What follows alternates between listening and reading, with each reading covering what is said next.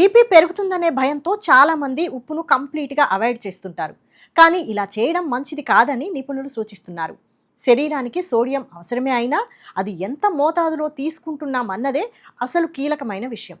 Sodium నరాలు, కండరాలు సరిగ్గా పనిచేయడానికి, శరీరంలో నీటి సమతుల్యతను కాపాడడానికి అవసరమైన ముఖ్యమైన ఖనిజం. సోడియం తక్కువగా ఉంటే శరీరంలోని ద్రవాల సమతుల్యతపై ప్రభావం పడే అవకాశం ఉంటుంది.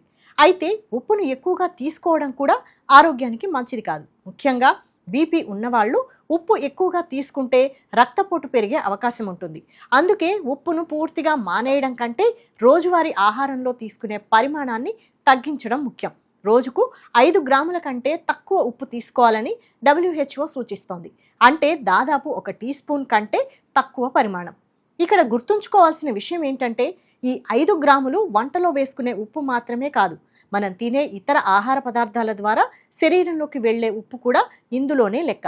Packaged foods, instant noodles, chips, బిస్కెట్లు, సాసులు, పచ్చళ్ళు, ప్రాసెస్డ్ ఫుడ్లో కూడా సోడియం ఎక్కువగా ఉండే అవకాశం ఉంది. అందుకే ఇంట్లో వంటలో ఉప్పు తగ్గించి బయట ఫుడ్, ప్యాకేజ్డ్ ఫుడ్ ఎక్కువగా తింటే ప్రయోజనం ఉండకపోవచ్చు. అలాగే ఉప్పు తక్కువగా తింటున్నామనే పేరుతో ఇతర సోడియం కలిగిన పదార్థాలను ఎక్కువగా తీసుకోవడం కూడా సరైన పద్ధతి కాదు. బీపీ నియంత్రణలో ఉప్పు పరిమాణంతో పాటు మొత్తం ఆహారపు అలవాట్లు, శారీరక చురుకుదనం, బరువు, ఒత్తిడి, నిద్ర వంటి అంశాలు కూడా ప్రభావం చూపుతాయి. అందుకే ఒక్క ఉప్పును మాత్రమే తగ్గించడం కాకుండా సమతుల్యమైన ఆహారం తీసుకోవడం కూడా అవసరం. మరోవైపు బీపీ ఉన్న ప్రతి ఒక్కరికి ఒకే స్థాయిలో ఉప్పు అవసరం ఉండదు. వయసు, ఆరోగ్య పరిస్థితి, ఇతర వ్యాధులు, తీసుకుంటున్న మందులను బట్టి వైద్యులు వేర్వేరు సూచనలు ఇవ్వవచ్చు. ముఖ్యంగా కిడ్నీ లేదా గుండెకు సంబంధించిన సమస్యలు ఉన్నవారు ఉప్పును పూర్తిగా మానేయడం, అలాగే ఒక్కసారిగా ఎక్కువగా తగ్గించడం చేయకుండా వైద్యుల సలహా తీసుకోవడం మంచిది.